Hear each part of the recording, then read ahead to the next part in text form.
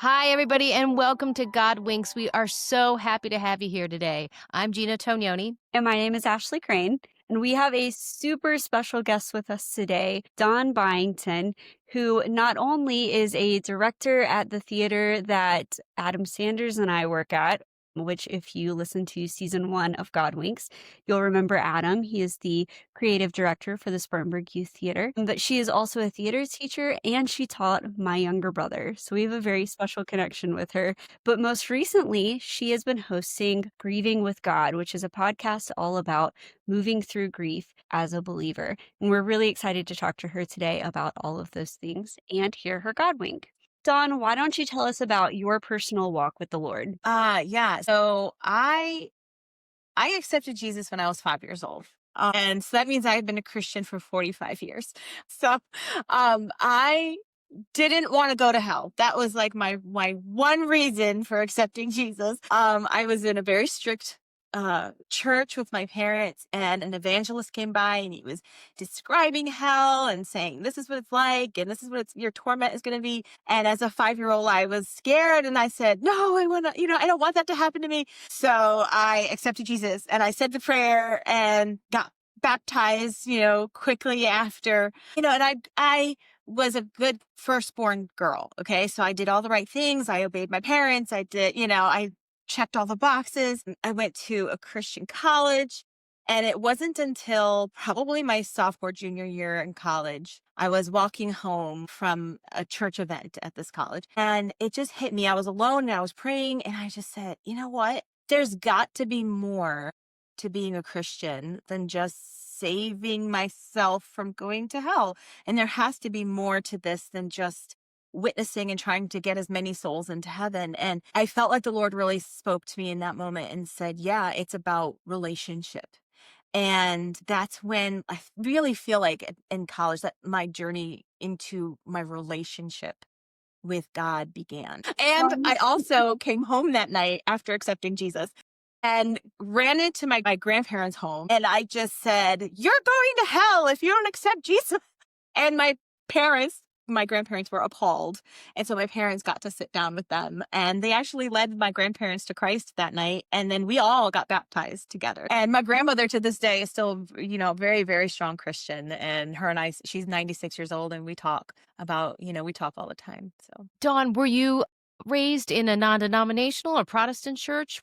What type of faith was it, denomination? yeah, good question. So it was a very strict fundamentalist church. So fundamentalist Baptist is what they called themselves, or independent fundamentalist Baptist. And so, I grew up with really strict rules, all these boundaries, all these do's and don'ts. And it kind of restricted, in my opinion, my relationship with God because it was all these rules that I had to follow and I had to do the right things, which, like I said, as a firstborn girl, I was like, yes, let's check all the boxes, do all the right things. And I was going to a very strict college as well when I felt like God was kind of, pulling into me and saying, no, that's not all there is.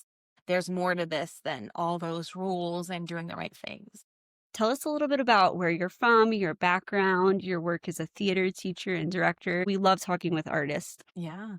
So I'm originally from Connecticut and I was born and raised up there. We've recently just moved back to New England. So now I'm in Maine, even though I was in South Carolina for 11 years. So from a very young age, my whole family knew that I loved to perform and I loved to sing. And I have very vivid memories of a young child pulling up a stool in my grandparents' living room. And my great-grandfather, great-grandmother were there. And my great-grandfather loved it when I did this, although I think he might have been the only one. And I would stand on the stool and I would perform for my family. I would sing, I would recite poems that I remembered, I would tell stories. And my mother realized pretty early that she needed to get me kind of engaged in the arts. And so she got me into some theater classes. She got me into dance classes, which she quickly took me out of because I can't dance. She taught me how to sing. And when I was 8 years old, she stuck me up on our church stage and had me start singing doing specials and solos in our church. When I was 12, she got me involved in some of our local theater, and then our church started doing performances. So I started acting there. And so even though I was homeschooled, she worked really hard at getting me involved in the arts because she just knew that was like my bend. And she wanted to cultivate that and really pour into that. And so, yeah, I couldn't play an instrument. I tried the organ, I tried the piano, I tried the flute, I tried everything. I just couldn't. And so then I went to college for music, but quickly learned that I am not mathematical and cannot do the circle of fifths or music theory. And so I dropped music. I went into law, and I really liked law. I love the research part of that and the study. I love studying, but I quickly got bored. And so I was talking to a law professor of mine, and he said, you can take the LSAT with any 4-year degree. So finish out your career doing something you love. And I'm like, okay. So I thought, and I said, well, what is it that I really love? And I loved performing. And so I enrolled in the theater department there and graduated with a Bachelor of Science in theater. Actually, they called it speech communications, but it was theater, and just loved performing, loved singing, loved everything about theater. After graduation, I moved to Florida and Massachusetts and New York City, and trying to get on stage, trying to get onto cruises. I did a lot of local theater, community theater. I did some paid theater. And then it was in New York City that I just said, I can't, it just isn't going anywhere. And so I moved back home. And that weekend that I moved back home, I met my husband. And 6 months later, we were married. Wow. Yeah. And so that was the end of what I thought would be the end of my theater career. I was married. I ended up having a lot of odd jobs. I was an executive assistant for a medical, what do they call it? Not research, but recruiting company. So a medical recruiting company. I was assistant there. I did all kinds of things. I owned my own business. I was a birth doula, a childbirth educator. Wow. I did. Yeah. That's a big swing. Yeah. Still, it's with working with people. And I think as I Yeah. look through the whole thread of my life, it was always working with people, educating people, talking to people, helping people in their dark times. And then I was a stay-at-home mom. And when we moved to South Carolina, I realized that I'm not going to be able to just be a stay-at-home mom forever. I need to do something. But my degree was unaccredited. And so from this Christian college, I really didn't have a bachelor's that I could do anything with. So my husband and I said, well, let's call Liberty University and see if they could take any of my credits to help me get a bachelor's that I can then maybe get a job and, do something with. And they accepted all my credits. So they actually said, yes, we'll recognize your bachelor's and then you can move on and get a master's degree. And that's what I did. And so I ended up getting a master's in teaching theater, which when I was in my undergrad theater, I actually mocked the theater majors that were education. As I said, I will never teach theater. And that's what I ended up doing and loving it. And so I got my teaching degree in teaching theater and started working at Spartanburg Youth Theater. I worked at a local private school. And so I was teaching theater. I was directing theater. And I just it just filled that for me. I just loved it. I felt like I was doing what I was called and meant to do. Yeah. And that's where I met Adam. And that's where I met your brother, Cruz. Yeah, it's so about 8 years of doing teaching theater and directing shows. And yeah, I loved it. And it's cool too that your coming to Jesus story ended with, God really coming down and reminding you that Christianity is all about relationships. And there's this through line of connecting with people and having relationships throughout your entire career, which is really cool, which is a great segue into the fact that you have a podcast all about loving people and grieving together and grieving with God. So can you tell us a little bit about why you decided to start that podcast? Yeah. So I was finishing my master's degree. I was actually taking my praxis. And the day I took my praxis, I had received a phone call that just completely altered and changed the direction of my life. We had been trying to get pregnant for 10 years or close to 10 years. So after finishing my praxis test, I came home and received this phone call. And we had been trying to get pregnant for 10 years after almost 10 years. My daughter was born and we felt like that the Lord wanted us to have a third child. So we just kept trying.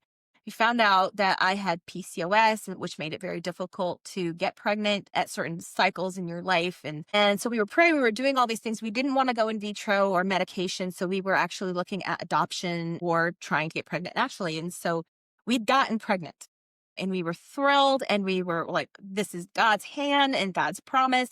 And we had found out we were pregnant about a month after we found out that my mother was diagnosed with stage 4 ovarian cancer. And his due date was my mother's birthday. And so we were like, oh my gosh, this is definitely a sign from God that this is his promise after all these years. And that phone call, we were in our 13th week of pregnancy, told me that our son was diagnosed with trisomy 18 in the womb. Now that means trisomy 18 is a life-limiting disorder.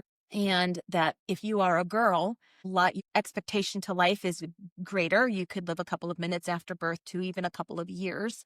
It's very rare that a boy will, but there are boys that do. And because our son was a boy, they told me with all of the issues that were wrong with his body that he would not live past week 16. And so we started this grieving process of carrying a child that we longed for and hoped for, but could die at any moment. And we didn't know when. And we were just told to just be prepared that he could die at any moment. And so here we are, week 13, week 16 comes and goes, and we end up carrying him to week 33. So we carried him for 20. And the grieving process of being in this state of flux where you're like, I'm grieving my son who's going to die, but he's not dead yet. And so being excited and joyful for every day that we're given, where I can feel him move, and we go to the ultrasounds and we see his heartbeat and we see his face, and, we see the changes, and we see even some things in his body that we prayed for healing were getting healed. And, we were hopeful that he would at least be born alive, but he wasn't. And so it was just for my husband and I, it was just this season of weird and awkward grief. And we didn't really find anybody or any book or any podcast or anything that really understood the depths of grief and how we felt we should be honoring him and his life and God and all this stuff that was going on at the same time. We lost him at week 33, which was actually a month after my mother passed away. So we lost my mom, we lost my son, and my husband and I were just catapulted into this deep, deep, deep season of grief. And I was being met with trite sayings like, well, this is all in God's plan, and this is all God's timing, and just trust the Lord and just lean into him. And I'm like, okay, but that doesn't help what's going on in here, and all of this pain and suffering that we were feeling. And so we just felt like it should be okay.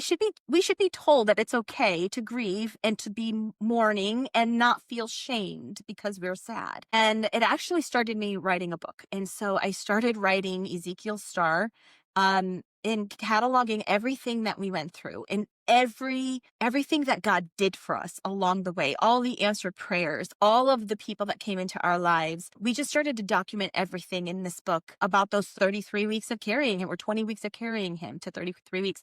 And then I even wrote after, the weeks after his birth and the sorrow that we carried then too. And so then in 2024, and so the book is done. I just haven't published it. It's completely edited and ready to go. I still have time to put it on Ingram Sparks, but it's coming, hopefully. So anyway, that book, it was something I did for about 3 to 4 years.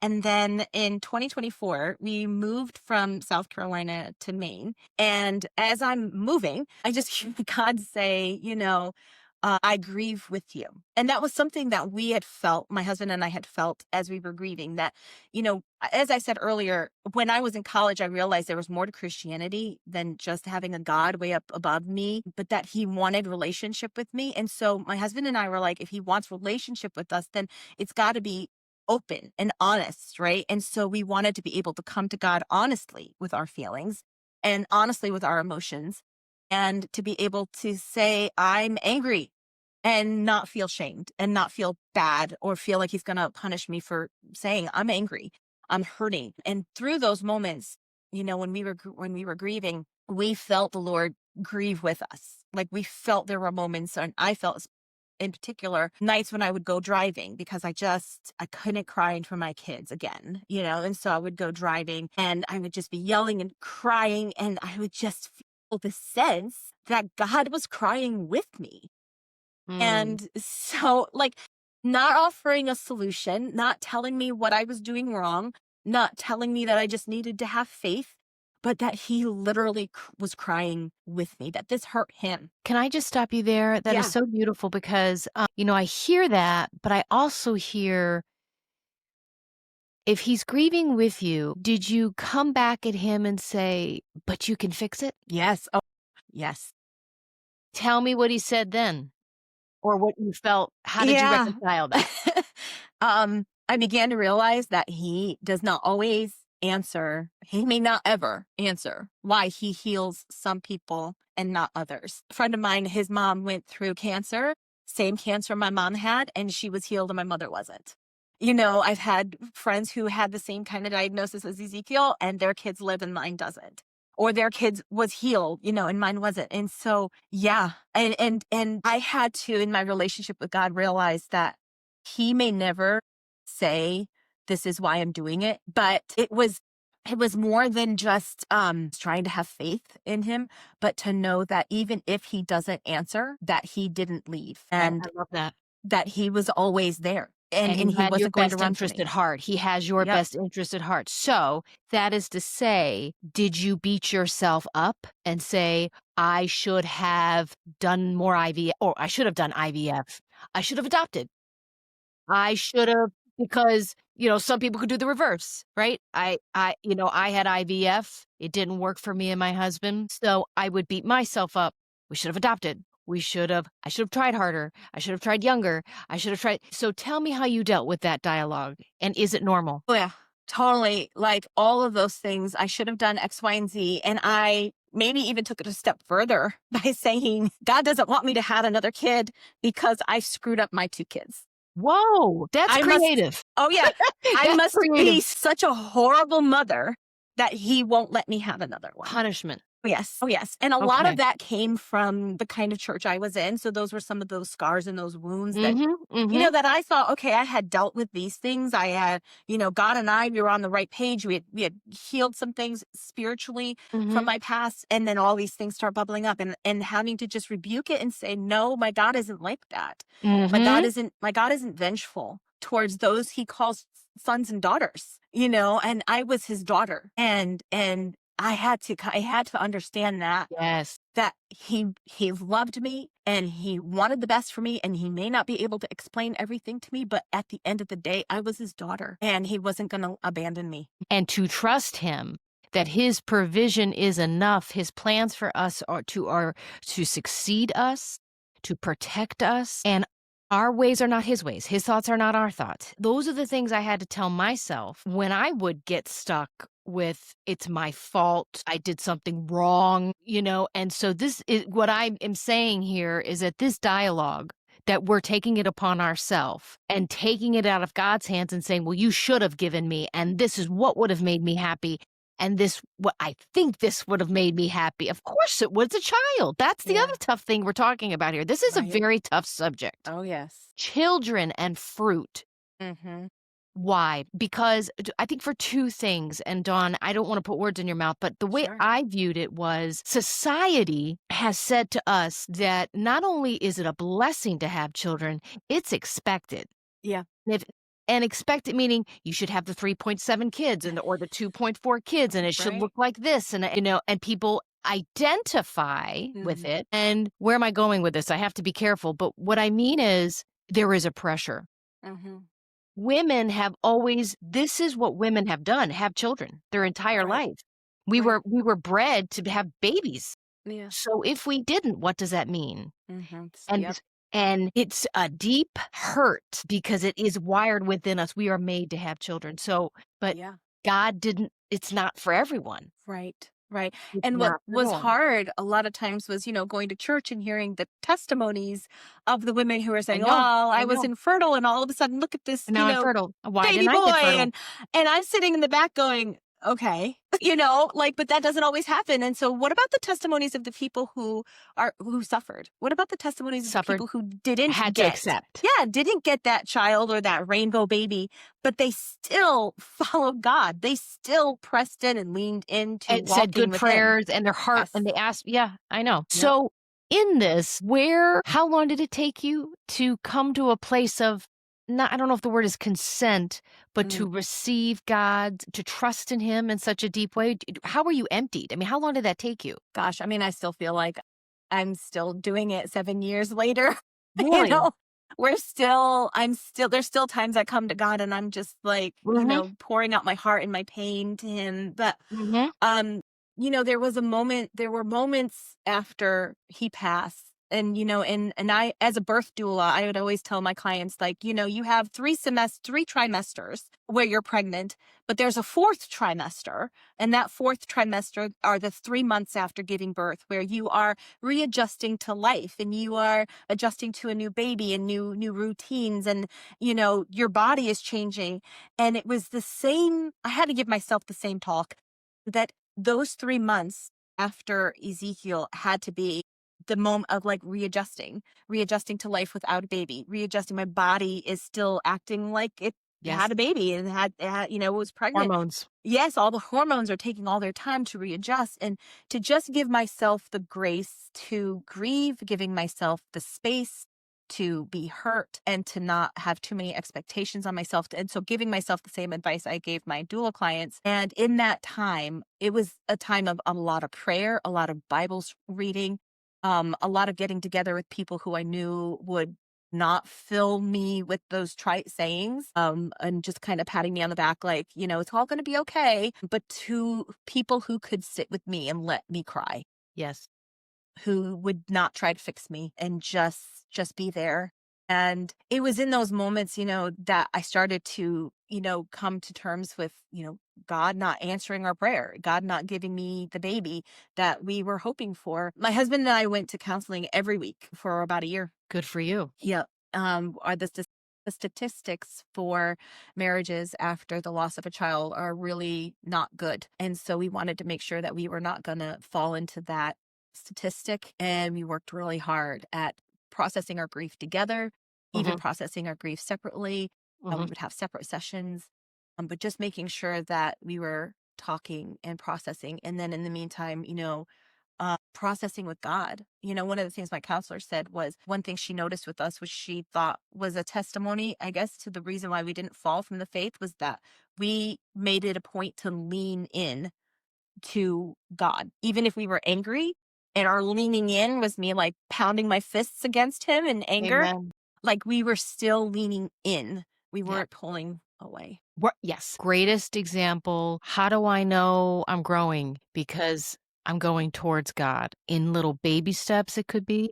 I know I'm not moving away from God. That's just like the litmus test. Yeah. So, Dawn, you started this podcast, you're dealing with your own grief, and you created this podcast to create a space for communication and to open up these conversations about grief. How has this podcast been a blessing in your life? What sort of stories have come from this?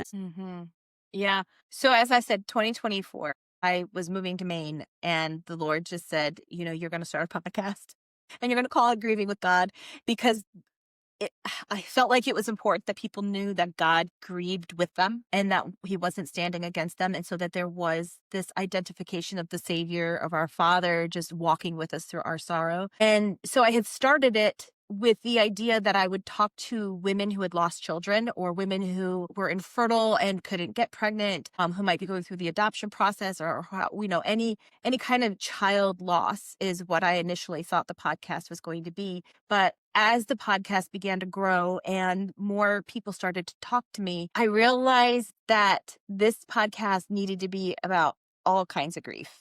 And we started to interview people who had loss of health, so like I'm healthy one moment and now I'm not healthy. I've lost my health. I can't do the things I used to be able to do. There's grief around that.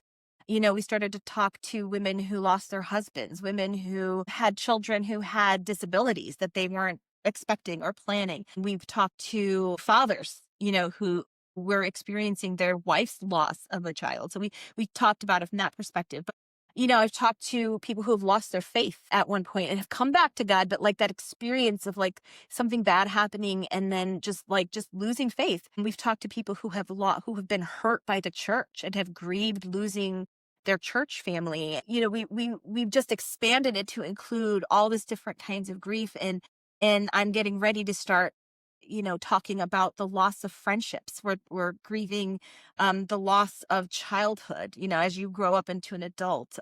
I even am working with a counselor right now. We're trying to put together a series of mental health and grieving our mental health, and what happens when family members we love are suffering, or what happens with you when you have mental health. Like, so it has just kind of gone to these depths of like the grief is all around. It's not just the loss of a loved one. There's all different kinds of layers of grief, and God just saying it's okay and it's normal.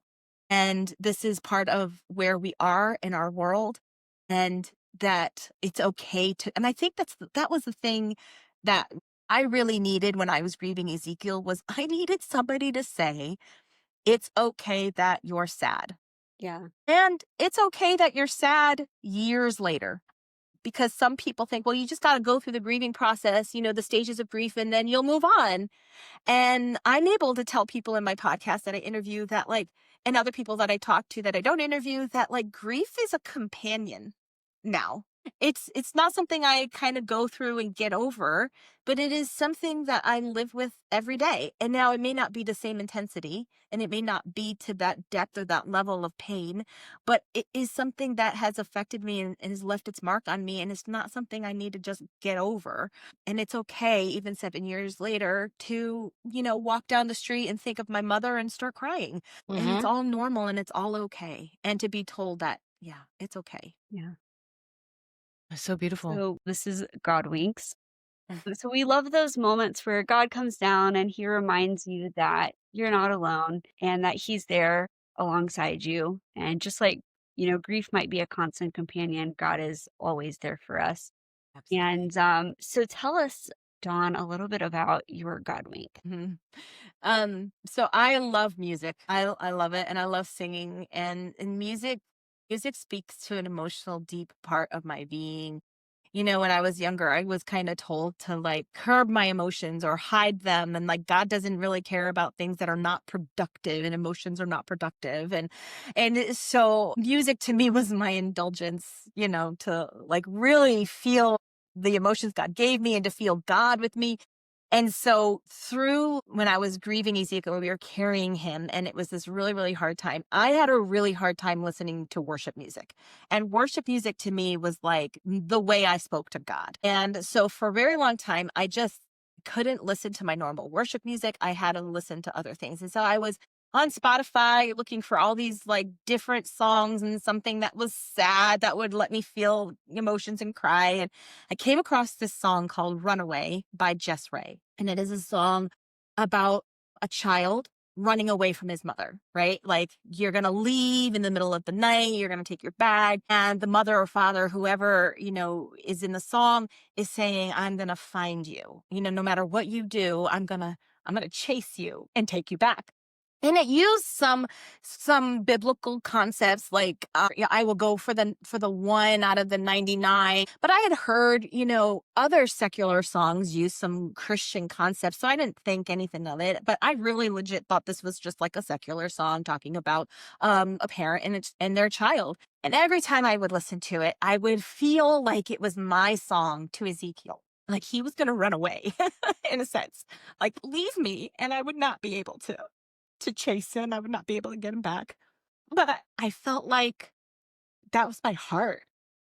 That no matter what, I would chase this child and love him forever. That's hard. And so it really spoke to me, and I would listen to it all the time. It always bring me to tears, like it does now. and then one night I was coming home from church alone. I had skipped the worship session. We have like a nighttime thing, and I came home by myself, and the kids, my husband stayed, and like I said, I couldn't be part of worship service. And so I left early, and I was coming home, and the song came was on my playlist and it came up, and I was listening to it again saying, there's some lyrics in there that I don't quite hear. And so when I got home, I wanted to look up the lyrics and see exactly what they said. And I'm a researcher, that's why I loved my law degree, because I loved researching. So I was diving deep in researching. And the artist, she also wrote the song, not just sang it, had a PDF that she had posted on her website that actually was annotated with her thoughts as she was singing and writing the song. And I was like, well, that's pretty cool. So I opened up the PDF and her annotations were almost all scripture. And I started looking up all the scriptures, but the whole thing was just about, she views that the person who's chasing the person, of course, is God chasing us. Like no matter where we go, God is going to try to get us back, right? He's going to be that father who wants to rescue us, and all that. And I just sat in the kitchen bawling because I had no idea she was a Christian. Her music did not sound like worship music at all. And I just felt like that was God saying, I see you and I see your heart and I see everything you're feeling. And I identify with you because I am that parent chasing you and chasing others, just like you want to chase your son who's going to leave. And I've never forgotten that moment of God, like just saying, see, I see you. And a few years later, I actually met the artist. Did you? Yeah. And I was able to share with her, of course, bawling my eyes out then. To like I am now. She held a hillside concert. She's from North Carolina. And she came down to South Carolina, and it was COVID. It was 2021. And so it was an outdoor, was it? Yeah, it was 2021. And she held an outdoor concert, and it was very small because it was at a campground. And I just walked right up to her and I told her the story. And I don't think she fully understood everything that I was saying, because from her perspective, the song was not written in that way that I was like, envision me chasing my son, she cried with me, and, we were able to hug and talk, and I got a picture with her.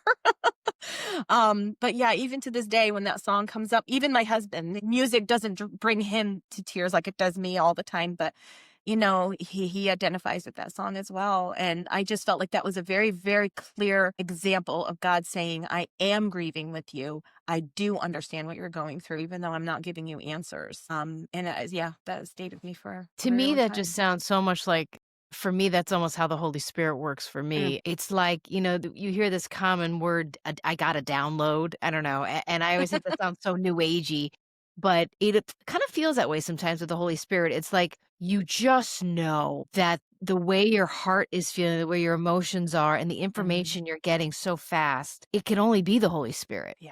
Right. It's so hard to articulate, but you know it when you know it. When we say things like, it was God telling me, I couldn't have done it on my own. Right. You were Right. led to look at those lyrics. You were led Yes. to her. And Yep. I just highlight that because I think that's so neat that's Yeah. how kind of God works. Yeah. Yep.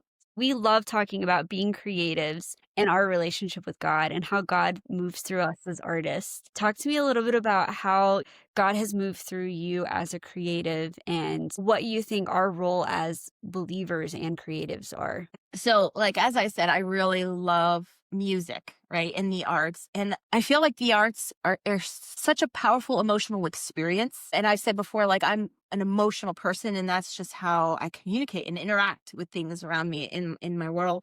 So, I said earlier, like, we're kind of taught to, like, as kids, especially if you're overly emotional, like I am, to keep your kind of emotions at bay, keep them under control, don't get carried away with them. But I always said, if we are created in the image of God, right, then we're not just logical beings. We're also emotional beings, because that's the other side of it, right? And so my emotions, cannot be bad in a sense. Like, I might have emotions I do need to keep under control or not indulge in. Like, we are living in the world we're living in the fallen world. So, but that there's still, those emotions are still part of God's character. And so I always felt like there's got to be a way to appreciate the beauty and the poets and the emotions and the artists, right? And not look down on them and saying, well, they're not productive, right? Right. I remember you was just gonna say, that's the first time I've ever heard of that. They're not productive. Yeah. And so I've heard that a lot. Like, well, it's not producing anything. So it's kind of like an indulgence. And Art yet they is, are. They are. They're yeah. producing like so much you can't even see it. Yes, but like you get told that sometimes, or you kind of get Yeah. that impression that like, okay, the Sure. arts are an indulgence, right? They're just something, yeah. So, but I read in the scriptures when I was in college, and I really started to understand that God was really wanting me to have a relationship with Him. I started to read some commentaries, especially around the creation of the temple, not creation, but the building of the temple. And God goes down into the minute detail, down to how many leaves should be on the candelabras, down to the color a thread should be on the curtains inside the temple and in the tabernacle. And I'm sitting there reading this going, if God is directing them to put that much detail, artistic detail, into the place where we are going to worship Him, then art must be valuable to Him. And so I really started to like embrace that idea that art is valuable to God in emotions and the way we feel our emotions and process. Like it is productive, but maybe not in that logical, analytical way. And we don't make a lot of money in the arts sometimes. So I wanted to kind of cultivate that idea. And so I always wanted to do whatever I did, especially when I was directing shows. I wanted to make sure that whatever I was directing was bringing honor to God. And so there were some shows that I would not direct. There were some shows I would not choose for my students. There were, costume things that I just would not choose because I wanted everything to not be rigid, but to be honoring and glorifying and artistic and creative at the same time. And even down to, I remember when I was doing Charlotte's Web, I had this moment. Every time I direct a show, I always think that I want the audience to walk away with. What is the emotion I want them to feel after they've seen this? And always infusing, even if it was not done in a Christian school or in a Christian facility, to weave in God somehow, whether it is just in a moment. And so in Charlotte's Web, at the very end of the show, I had all the actors turn their backs on the audience, which you're told never to do. But I had all the actors turn their back and focus on the Wen. And then all the lights went dark, and there was just a small little light on Charlotte's Web. And the emotion I wanted the audience to feel, and the idea I wanted them to feel without overtly saying it, was that all life is valuable, and God can use anything and anybody to impact a community, to change lives. And even if that life doesn't live, and even if that person dies, right? That life has impacted people. And that was the emotion I wanted the audience to feel. And I said this earlier, I had found out about Ezekiel when I was directing Charlotte's Web.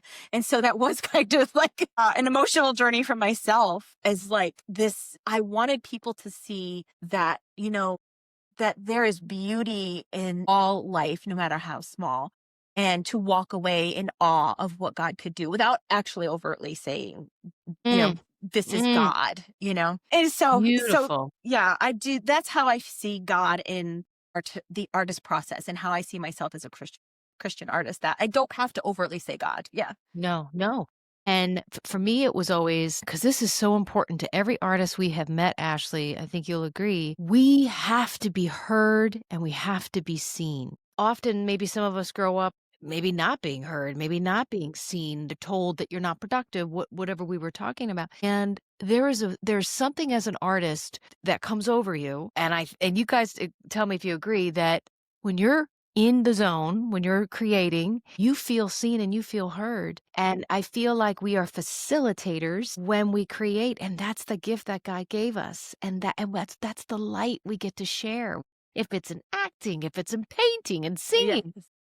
I don't even care if your job is to nail a nail in the set.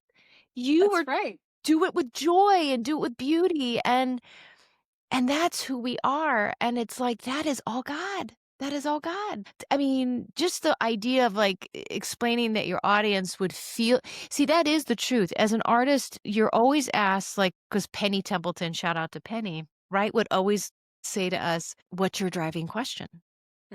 What is it that you want? What do you want that character to want? We all want something, but as an artist, you want them to feel something. Yes. Right. It's like this thing in you, right? And Yep. we've never talked about that because that was my thing. I wanted to be seen and I wanted to be heard. Mm-hmm. And so the same is for you. Oh yeah. Not selfishly. It No. was just that Right. you knew you had something to communicate. Well, being seen and being heard is a fundamental human need. Human need. Yes, it is. Yeah. It is. It is. But But for as an me, I artist, think it's an it's honor. telling the Mm. stories, like knowing that you have a story to tell and seeing how it can impact others. It would impact me and wanting so badly to share that so that other people can feel those same feelings that I was feeling. You enjoyed letting them feel. You had to feel it first, and then you share it with them. Exactly. Mm-hmm. It's a Yeah. very cool It's process. very beautiful. And, going back to the tabernacle, you have to think those artists who are constructing the gold leaves and the Mhm. candelabras I and love all that. the art, like they're processing all of that through and then putting it up on display for people to come through and worship God and glorify God through the Well, beauty and the of guy what that they've puts the done. stitch cannot do what the gold leaf guy can do, Yes, the exactly. welding. And maybe Yes. all of us have different jobs in God's kingdom that, obviously we all do. Yeah. And as an artist, sometimes that's hard to think about because, like as an artist, and I'm like, well, I got to be able to do all the jobs. I have to be able to do all things. Well, But, we I don't. And we are gifted with certain things and yeah. mm. Dawn, we ask our guests always, what is it, if you could share with our listeners, your magic formula for hope? What gives you hope? If someone is really struggling out there, they feel hopeless, they want to give up, or they don't believe that God's even listening. Mhm. Um Goodness, I think the hope is that I know that I can come to God and lay everything I'm thinking and everything I'm feeling at his feet and there's no judgment. Like he's going to like I can tell him how I'm feeling and he's listening and he's grieving and he's just there. And that to me gives me hope because, so often sometimes as a child, I was like, I'm offering something to somebody. I'm like, this is how I'm thinking, this is how I'm feeling. And that would be dashed, well, no, you can't be a dancer, you can't dance, or no, you can't. And so dashing my hopes and dashing my dreams. And I guess the hope is that I just know that he's not gonna leave. He wants to hear what I have to say. He wants to have this relationship with me and walk with me and grieve with me. And that's why I keep coming back to him is because I just know I've gone through this hard thing. I've gone through even this past year we've had quite a year of grieving as well in other things. And again, I'm walking through this grieving process going, but I know that you're there because I've already gone through this grieving process with you before and I know that I can come to you. And so that's the hope that I have is that he's not gonna abandon me. I love this so much that you're bringing light to a word that people just kind of are allergic to. I think a lot of people, including myself, I just don't want to, I'm tired of crying or I'm Mm, tired of being sad. I don't want to be sad. Grief is necessary for growth. And if we're going to be Christian, we're constantly dying to the self or dying to our own plans. that's right. And I just hope people check you out on your podcast because you're like an expert in grief, meaning putting language to it and from personal experience. I really appreciate it. And you just moved me because I loved hearing that you too beat yourself up wishing that you had done this and what if I had done that and that isn't where God wants us to stay. That's right. It's normal, but it isn't That's where right. God wants us to stay. He wants us to That's right. trust him a little bit more. Yeah. Yeah. Yep. Thank you so much for your honesty. Yes. Don, where can people listen to your podcast and find you online? So you can find me on Apple Podcasts, Spotify, I'm on iHeartRadio. I'm also on YouTube, but I do have a YouTube channel. It's Grieving with God, or you can look up my name, Dawn Byington, and it should come up. Awesome. Cool. Terrific. Thank you so, so much. I mean, I always love chatting with you just because you're such a light and a positive spirit. I Thank think you. what you're doing is amazing. I love listening to your podcast and I loved the virtual retreat. So I hope Mm, people check that out yes. as well. And Which I, virtual retreat? yes, tell us about the virtual retreat. Yeah, so this summer I felt led by the Lord to, in the midst of moving from one state to another, to have a virtual retreat. And so I gathered some experts and some women who gave us, little sermons, and we did workshops, and we had worship. We had beautiful worship, and we talked about lamenting, and we talked about grieving, and we talked about grieving sin and how we need to come to the Lord and confess sin as well, that's part of grieving as well. And so it was all online, and it was a 3-hour live retreat. We did record it. So Ashley does have the link for that. And I am hoping to do it again this coming summer. And so we'll see what happens. Great. We'll definitely check it out. It was Thank you, Dawn. amazing. Yeah. Thank you, Dawn, so much for joining us. And Gina and I were just so excited to have you. And this has been just such a blessing. Well, I've been honored to be on your podcast. Thank you for having me. That was such a blessing, Gina. I was so excited for you to meet with Dawn and hear her story. And so I'm so thankful that she was able to join us. Thank you for bringing her to us. She is, like I said, so articulate about such heavy subjects as grief. She lost her child even before he arrived, right, in this world. And she talks about the depth of that and opens up her minds to how to let go and sort of what God's voice is and what maybe is not. And that's what inspired me, that she went through times of beating herself up. I could have done something different, but she realized that that God was with her and he only wants the best for her. So I really hope that people are as inspired as we were. Check out her podcast, Grieving with God, and we just hope you enjoy it. We have a lot of podcasts to listen to now between Grieving with God and John's podcast last week. I mean, it's just incredible how, God is able to move through the podcasting platform and touch so many people. That's right. Yeah. Yeah, because I'm finding we talk about relationship with God, and what he does is it's sort of like from faith to faith and from person to person, we get to pass along these little nuggets that we hope feed our faith. So Thank you, Dawn. Thank you, Ashley. Thank you, God. Everybody, we look forward to seeing you soon, and thank you so much for your support.